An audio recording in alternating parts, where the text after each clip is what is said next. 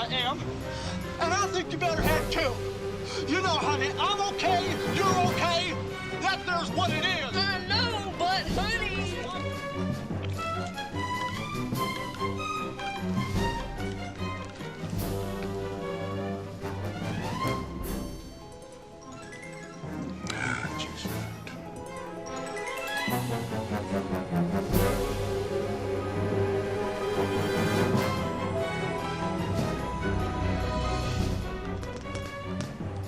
I need a map.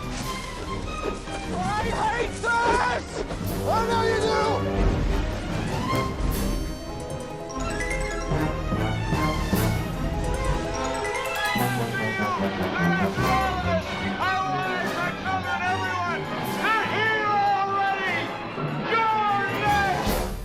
You're next on the Cinemaniacs. Hi, I'm Mark. I am the Cinemaniac. You are a Cinemaniac if you're watching this show, or if you thought this was Garden Club. Sorry.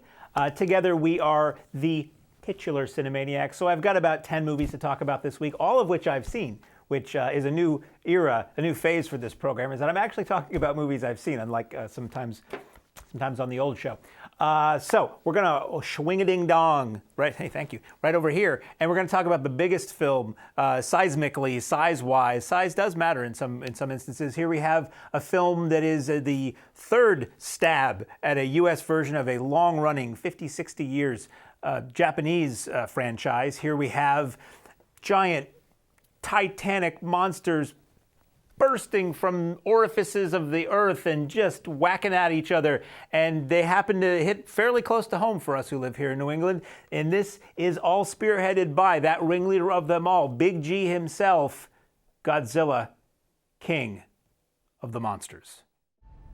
So, not to be confused with the Raymond Burr edit US version of the original Godzilla film, also called Godzilla, King of the Monsters. Of all the titles in all of history, of future or past, you could possibly come up with one that hasn't been used already. I suggest calling this film Godzilla Rise of the Titans, because that's what it's about, and they say that in the movie. But anyway, this is the first of many complaints you'll hear from this longtime Godzilla fan who used to watch this on Creature Double Feature as a kid. I'm well versed in the Godzilla movies. I don't remember them all. I'm not really passionate about them.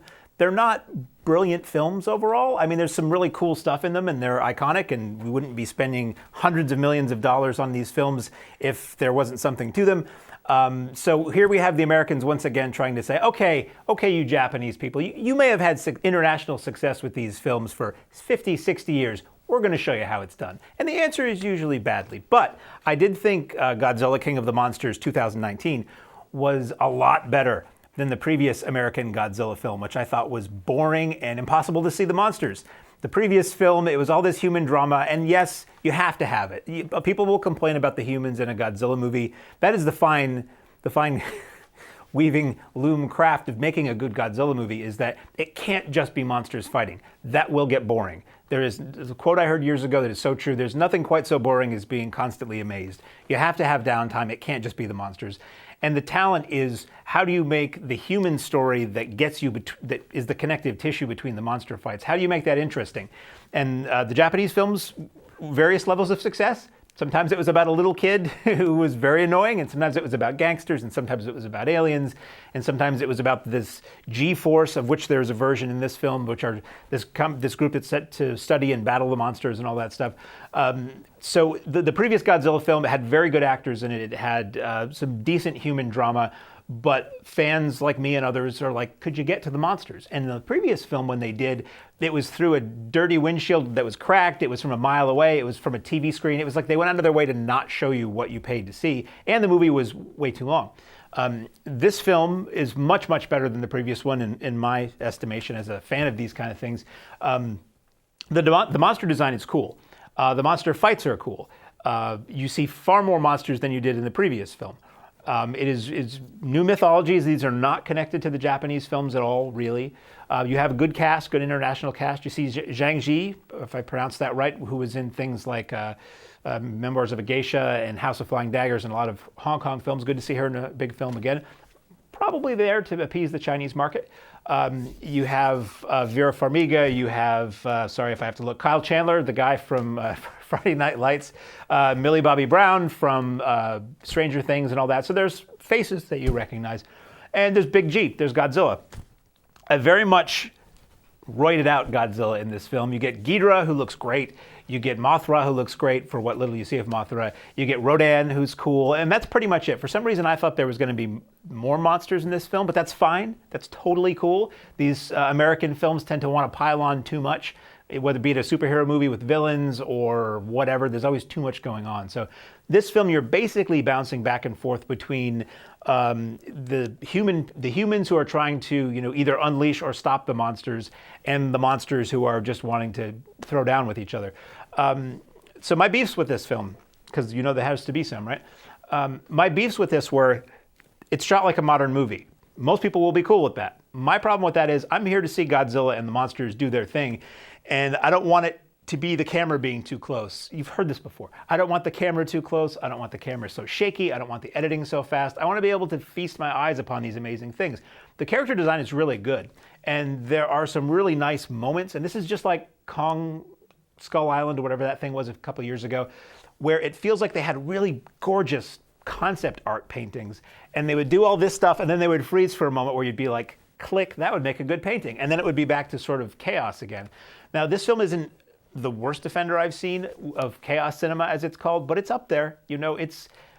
I was frustrated, and I thought, well, what if somebody is paying $20 or more to go see this in IMAX, where you're arguably just too close to a screen, and everything is giant close-ups? Well, you're not. Well, if you like that, good for you, but I would be pissed. And if you go to pay to see this in 3D, 3D works with shots that linger, so your brain can process the 3D, take it in, say, hey, there's depth. Hey, that's coming at me. This is just a regular movie where the 3D was thrown out afterwards, which is predominantly how it's done at this point. So it's not shot or cut for 3D, so I don't think you're going to get a 3D effect more than a handful of times over the course of like a 2-hour and 15-minute movie. So personally, I didn't see it. I saw it flat on a very average cinema, so I would not say, from what I saw, that it would probably be worth the IMAX or the 3D, but people are seeing it that way, and if you saw it that way and you thought it worked, send us an email, because I'm always angling for anybody to send us an email so that we know anybody watches. movies@CheshireTV.org. Let us know what you thought as far as the gimmicks went. But I did think it was better than the last one. It really is a whole lot of people in rooms looking at monitors, saying, making grave statements and saying, this is what they're going to do. And then the monsters will do something for a little while. Then you cut back to the people saying, we have to stop them. This is what they're going to do. And then, hey, let's go to Mexico and say the same things in front of different monitors. But it was fun, I will say that. It was a Sunday matinee for me, which is just one day off of how I originally saw these on Channel 56 in Boston on Saturday afternoons. And speaking of Boston, I don't want to give anything away, but if you are from the New England area like I am, it's kind of cool seeing where a big chunk of this movie is set. I wish I would have seen this movie on opening night in either Boston or New York City, based on some of the crowd reactions. Might have been a lot of fun. But overall, it's PG-13, so there's a little bit of humor here and there and a little bit of language that I was a little surprised by. It wasn't really offensive to me, but I just assumed this was going to be squeaky clean.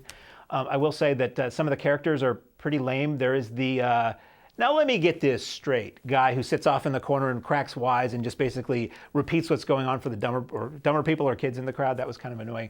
And otherwise, it was pretty dull and standard as far as the human aspect goes. I really wish somebody would have the clear forethought to make an American Godzilla movie and have it be 90 minutes. Because, monsters fighting does not really require 2 hours and 15. Sorry, because what you're doing is you're putting a whole lot more human stuff in there, which is not what we want. And I don't know. Godzilla, Mothra, King Ghidorah, All Monsters Attack. Find that film. That is the last great Godzilla film that I saw personally. It was a Japanese film from about 2001. It should be pretty easy to find. There's probably a dub version if you don't want to read, but it was a hell of a lot of fun. Anyway, that's Godzilla, King of the Monsters. I'll probably complain a lot less for the rest of the program. I'm just a little cranky. Forgive me on this. So now, speaking of monsters, he was a very nice man as far as I heard. This is a biopic. This is a musical. I'm going to say it right now. This is a musical biopic of Elton John. And it basically traces his rise from being a kid who knows how to play the piano to international superstar, and it is entitled Rocketman.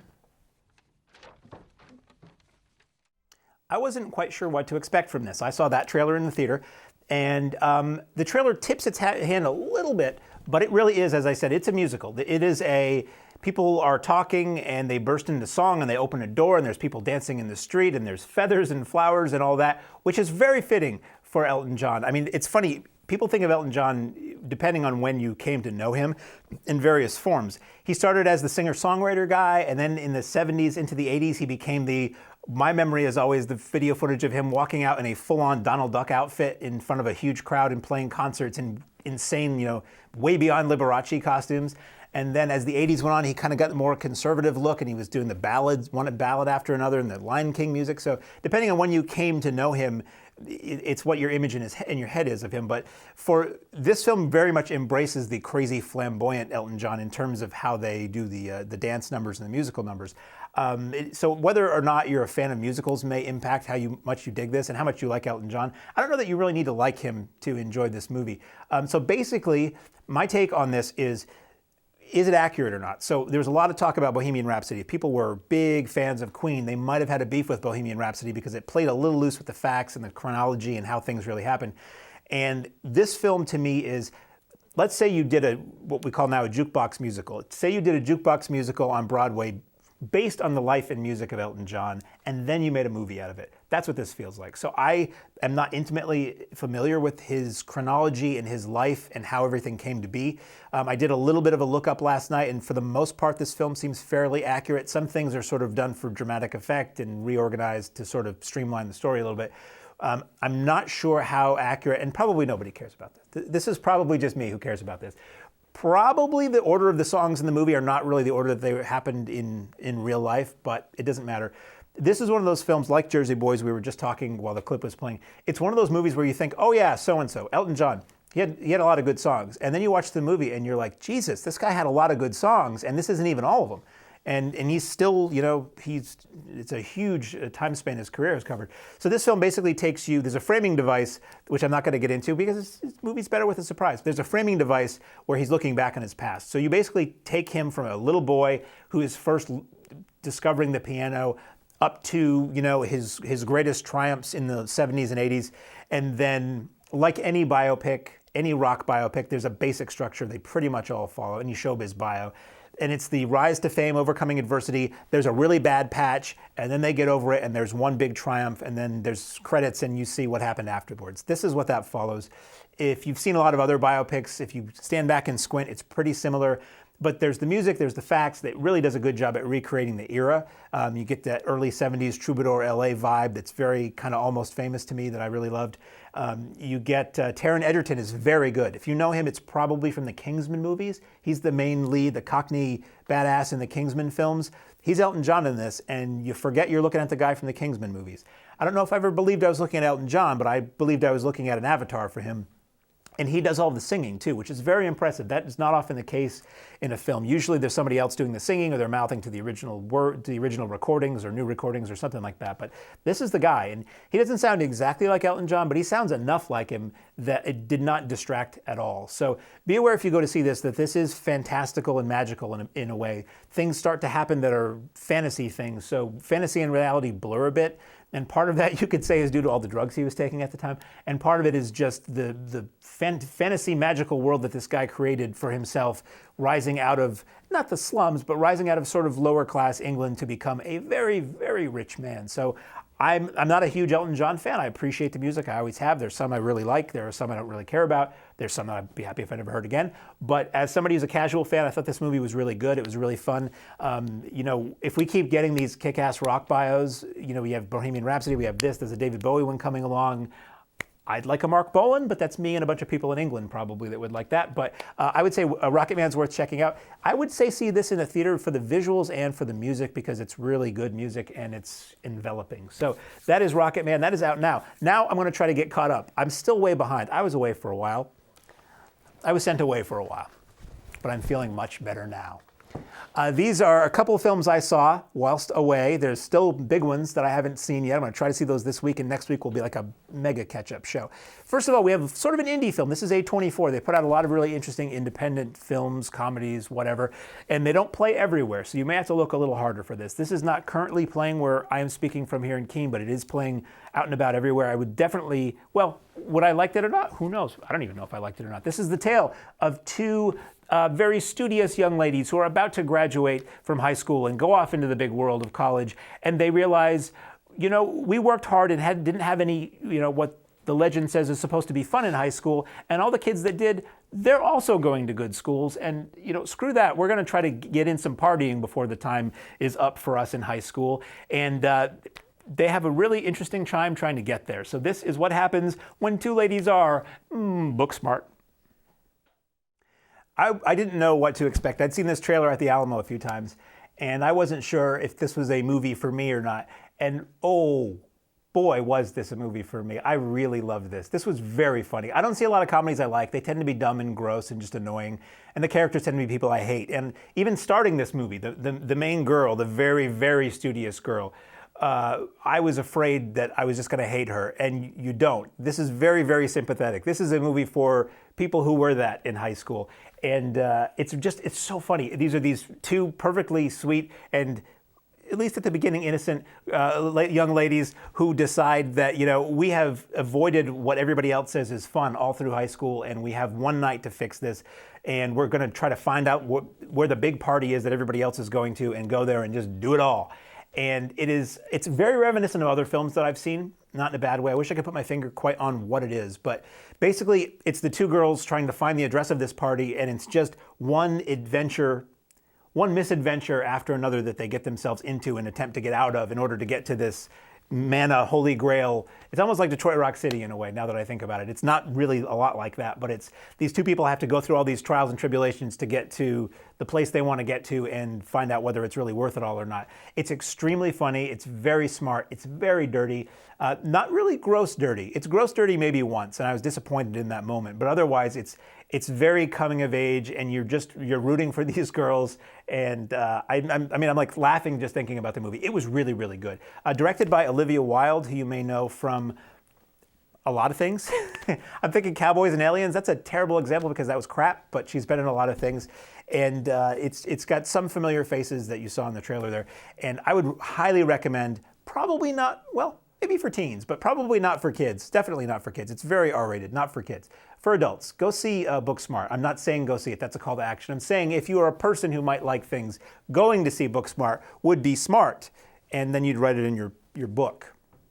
So, speaking of movies that start with B, that may be rated B or below, this is a film not from James Gunn, even though James Gunn's name is going to get thrown around a lot in all the trailers and advertising. He's the guy who gave us the Guardians of the Galaxy films. This is a film that he had something kind of in the background to do with, and I believe two of his brothers, at least one of his brothers, two people named Gunn wrote it, directed by somebody else. This is basically a tale of a young childless couple, and as though a gift from above, it was literally, comes down into their field and is a lovely little child who grows up to be not a very lovely sort of supervillain. And the film is entitled, you'd think I'd remember because I just saw it. I didn't think that much of it, so I kind of forgot the name. It's called, it's been a weekend, okay? Brightburn. So basically this is an evil Superman story. That's what I saw, that's what I thought when I saw the trailer the first time. So it's basically, the story is the same thing. Couple in a farmhouse, rural area, something comes down out of the sky, crashes. It's a little ship with a baby in it. They raise the baby, bury the ship. I mean, identical. Bury the ship in the barn. Kid grows up, starts getting powers. Only the difference here is he's not a nice kid. He sort of hits that age, not sort of puberty, maybe a little bit before, where his desires start coming out and they're just not good. So basically, it's sort of a what if Superman was evil instead of good.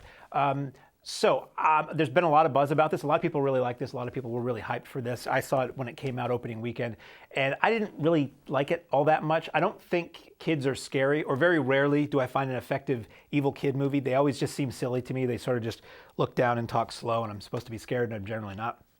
A lot of the scares in this are something like that happens, and I'm like, okay, great. He moved real fast. It's not scary. Him walking very slowly while the person in the foreground can't see him, that to me is scarier. This is a very gory film. That I kind of liked. I did not expect that at all. This is like hard R gore in this film. So if you're going to see this, A, don't take a kid, seriously. And B, be prepared for some extremely gory, violent moments, like shocking. And I've seen a lot. But this is very shocking. So that I liked just because it was a surprise to me, because most movies are so formulaic. It's just like, yes, it's again and again the same thing. I thought it was fairly dull to me overall. So the scary kid thing is not amusing or scary to me. I thought the drama part of it was dull. Really the only interesting parts to me was, where is this kid going to go with these evil powers and how much damage is he going to cause? And once I started seeing the gore show up, I'm like, wow, is this going to keep going? And yeah, it is. It's very shocking. So I don't have much to say about this other than that. Some people really like it. I didn't think much of it, and that's all we have to talk about as far as theatrical stuff goes right now. I promise I'll get caught up in everything else, because I know you're not going to go see Aladdin until you hear what I have to say about Aladdin, and I don't want to see Aladdin either, but I'm going to go and see that this week and talk about that. And I'm going to go see Ma, which also doesn't look very good, but who knows. Anyway, sorry about the mood today, folks. We're going to move on to that which you can see on home video on the platform, device, format, service of your choice. First up is a film I saw in the theater not too long ago. It is from Gaspar Noé, or Gaspar Noé, or Gaspar Noé, however he pronounces it. Cinematic provocateur of such films as Irreversible. That was fun for the whole family. Here we have a tale supposedly based on a true story set in the 70s or 80s, where a whole bunch of French or international dancers are out in the middle of nowhere in France, and they are rehearsing for a touring production of some dance thing, and somebody spikes the punch, and it all goes way downhill from there in a film entitled Climax. Probably the most recognizable person in this is Sofia Boutella, who was in, I think I first saw her in the last Star Trek movie, the dirt bike Star Trek movie, which I actually kind of liked. And she was in Atomic Blonde, and she's been in a lot of things. So she's like the most recognizable face. She may be like our in this movie. And as I set up earlier, so it's a bunch of these dancers get together. They've just finished a big grueling rehearsal. There's a lot of relationships between them and animosities between them and all that.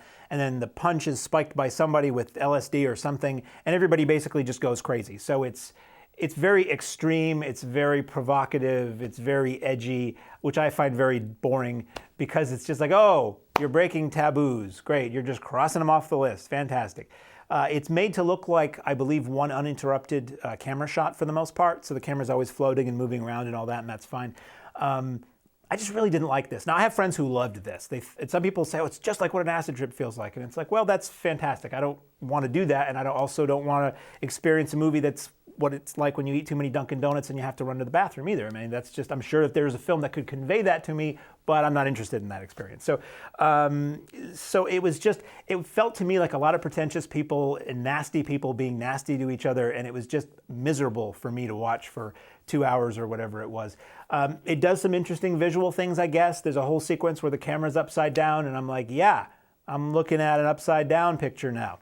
Or there'd be these big, like, manifesto quotes on screen, and then toward the end, they're backwards so you can't read them, and wow, that's provocative. Or they're, in French and they're not translated, and I'm just like, I really kind of hated this. So it ain't for me. Like I said, I saw this the same day as a lot of really good friends of mine who I respect, and they loved it. So as they say, your mileage may vary, but Climax was an anti for me, A-U-N-T-I-E. So now we see, got him.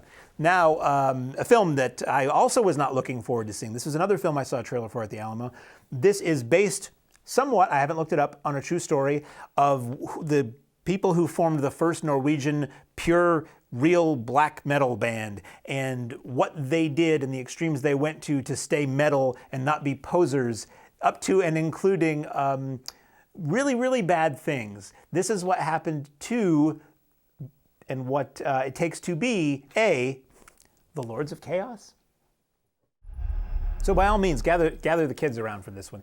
This is, so I had seen the trailer at the Alamo, and I was like, wow, I don't know if it's the movie or the trailer, but somebody made something explicitly not for me. But when it came time, I was offered this disc to review. I've had friends, again, who'd seen this and liked it, and I'm like, well, I'd give this a shot. It's actually, I really, really liked this. This was easily the best thing I saw this weekend. I just watched this yesterday. This is out on Blu-ray/DVD right now. It's actually a combo, so you get the both formats of it. And it's an unrated director's cut, and it's extremely gory at times. Not throughout, but there are moments where there's violence, and it's very disturbing. And it's To me, it's the way it's executed, literally. I always talk about how much I hate the fast cuts and the shaky camera and all that to make something exciting when it really just doesn't. It really kind of pushes you away. This is a movie where unpleasant things happen and it just plays out in wide, and it is far more disturbing where you just see this bad thing happen. There's no camera trickery or anything. It's like you're standing there and you can't look away.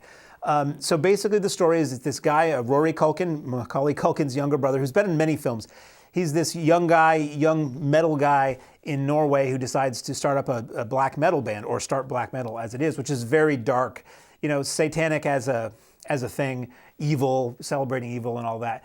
And he gets some guys around him, and one thing leads to another, and some very unsavory things start happening. And one person in the band takes this whole black metal ethos farther than anybody else does, and it goes to some really, really bad places. And Culkin is left in the middle trying to, what does he do when he's sort of instigated all this stuff with this ethos that was really kind of there to sell records?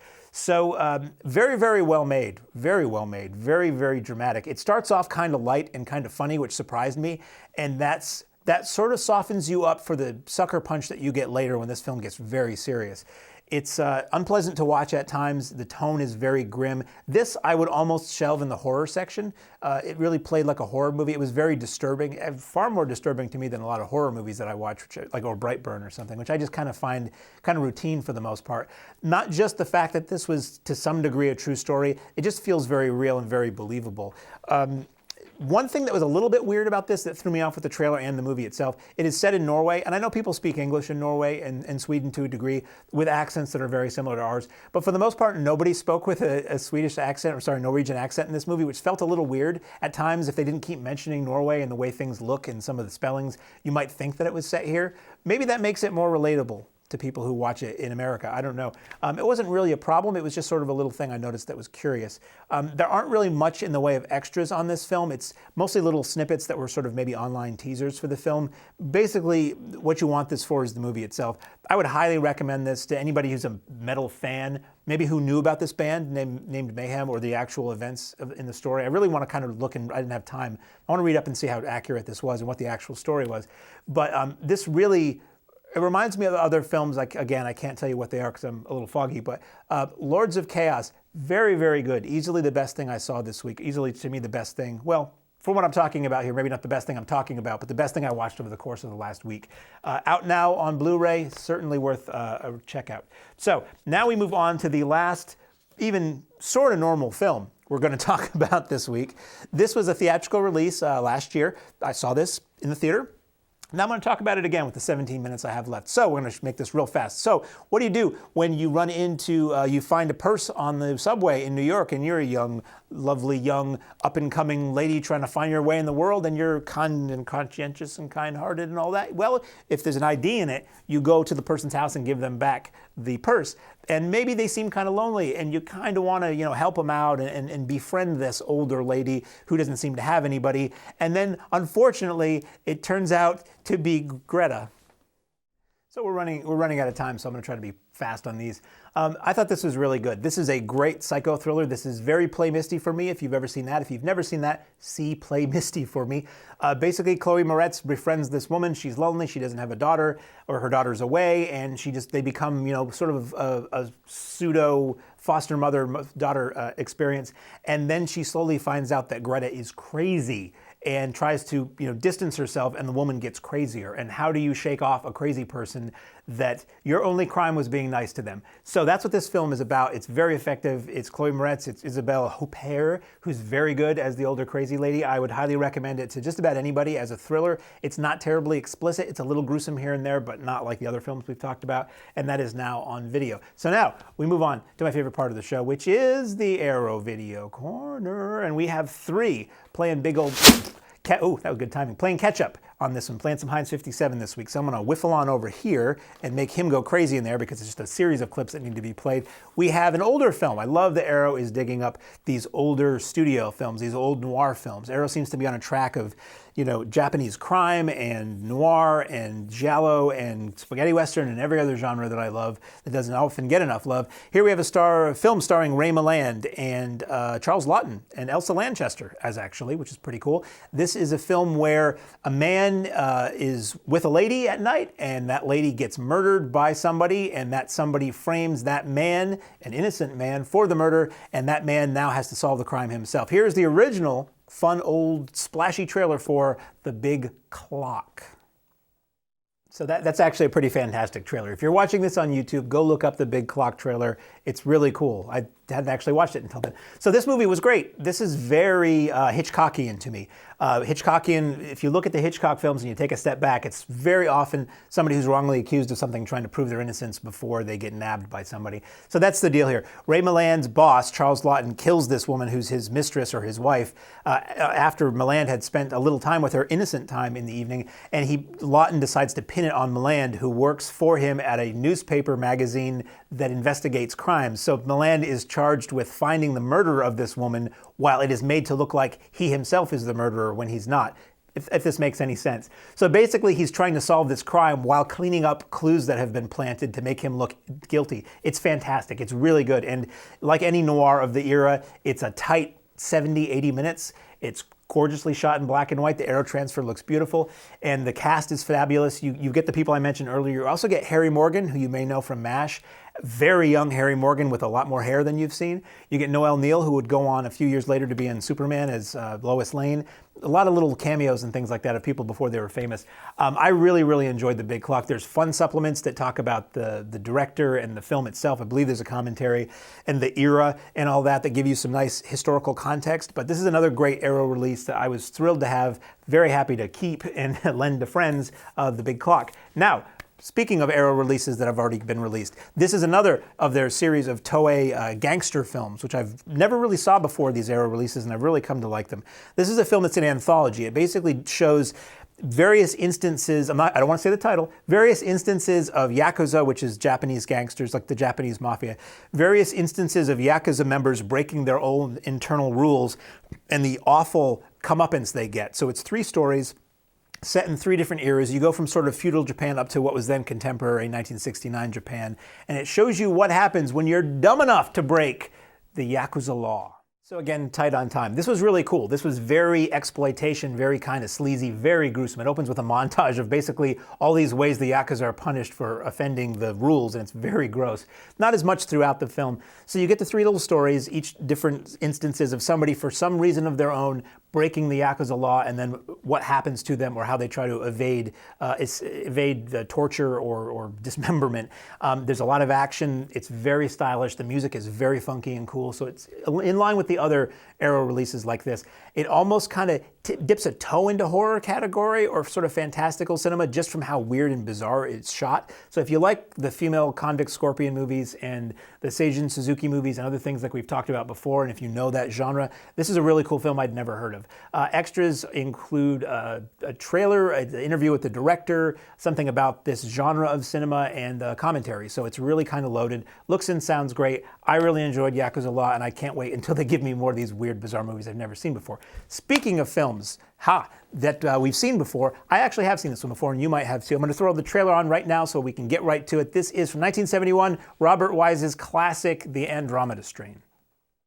Okay, dumping out of that soon because we're running short on time. I really want to talk about this. This movie is fantastic. This is an amazing film. This is based on a Michael Crichton novel. It's basically, the story is some satellite comes down from space. It is carrying alien spores on it, and it wipes out a town. And they try to contain this, and scientists figure out what this thing is, how to stop it before it spreads like across the country and the world and basically kills everybody. So it's this medical science, science fiction kind of thriller race against time. Gorgeously shot. Robert Wise, who did Sound of Music, The Haunting, Star Trek The Motion Picture, on and on and on. I don't know, he made very few bad movies, if any. And it's just very intense. Now, this was made in '71, so elements of the technology are dated, but I was watching this and I was like, and I've seen this before, and I read the book, and I was still edge of my seat. It is so well paced. It's very interesting, weird, eerie kind of electronic score. A lot of this, as I sometimes complain, a lot of this is just people staring at monitors and talking and making proclamations, but it is so well written and so well executed that you're just with it the whole time, even if you don't quite understand what they're talking about. The facility is very cool, Ken Adams sci-fi kind of corridors, and it's basically this big, huge underground bunker they're operating in. There's a very, very exciting moment toward the end where somebody is trying to stop something from happening, which is the moment I always remember from this film. It is at times gruesome, but not really. It is at times funny, but mostly serious. But overall, it's just this expertly done thriller that would play. I would love to think any audience would just watch this movie now and get as much out of it as I did and as that audiences did back in 1971. I think this was remade within the last 10 years. I never saw that. I never felt like there was a need to see it again. But this is just so damn good. So it's a gorgeous transfer, looks and sounds great. Has a vintage commentary with Robert Wise, who's sadly no longer with us. It has vintage making ofs and behind the scenes. It's got new making ofs and behind the scenes. It ports over, I believe, all the extras that were created for a DVD edition within the last 10 or 20 or 30 years. So if you had a previous edition, it's basically very simply it gooses the picture and sound quality above what you had in your old DVD and gives you all those extras plus more. I can't say enough about this. I don't have time to say any more about this, but this is great. This is when I forgot how great this movie was. I'm really happy to have this on my shelf for free from Arrow. So I thank them for that. And I thank you for watching. We really don't have any much more time. My voice is giving out and my patience is giving out. And maybe next week I'll be in a much better mood than I was this week with a whole bunch more films to get caught up on. Until then, I'm Mark. I am the Cinemaniac. You are a Cinemaniac. And I will see you at the movies. Bye.